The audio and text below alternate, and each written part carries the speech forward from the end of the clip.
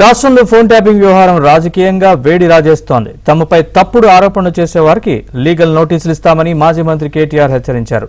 అయితే లీగల్ నోటీసులకు ఎవరూ భయపడరని, దానికి సరైన సమాధానం ఇస్తామని సమాధానం ఇచ్చారు మంత్రి కొండా సురేఖ. ఈ వ్యవహారంలో కాంగ్రెస్ బీఆర్ఎస్ నాయకుల మధ్య మాటల తూటాలు పేలుతున్నాయి. మీ నాన్న దగ్గర నుంచే స్టార్ట్ అయింది భాష వక్రీకరించి మాట్లాడడము, ఇటువంటి భాష మాట్లాడడం అనేది ఒక్కసారి వెనక్కి తిరిగి తీసుకుంటే మీ కుటుంబం నుంచే స్టార్ట్ అయింది. అది మీ కుటుంబం మాట్లాడింది కాబట్టి దాని కౌంటర్గా ఎదురుగా వాళ్ళు కూడా మాట్లాడాల్సిన అవసరం వచ్చింది. మీరు మాట్లాడే పద్ధతి బాగుంటే మేము మాట్లాడే పద్ధతి బాగుంటుంది, మీరు మాట్లాడే పద్ధతిని బట్టి మా మాట ఉంటుంది. కాబట్టి అదే పద్ధతిలో మేము కూడా మాట్లాడతామని తెలియజేస్తాం. లిక్కర్ స్కామ్లో కవిత అరెస్ట్ అవ్వడం ఏమి, ఫోన్ ట్యాపింగ్లో కేటీఆర్ గారు ఈరోజు వాళ్ళ పేర్లు బయటకు రావడం అయితేనేమి, ఇటువంటి ఎన్నో రకాల వార్తలను చూస్తున్న వాళ్ళల్లో మొత్తం మీద బీఆర్ఎస్ అంటేనే వ్యతిరేకంగా ఈరోజు ప్రజల్లో ఉండిపోయింది.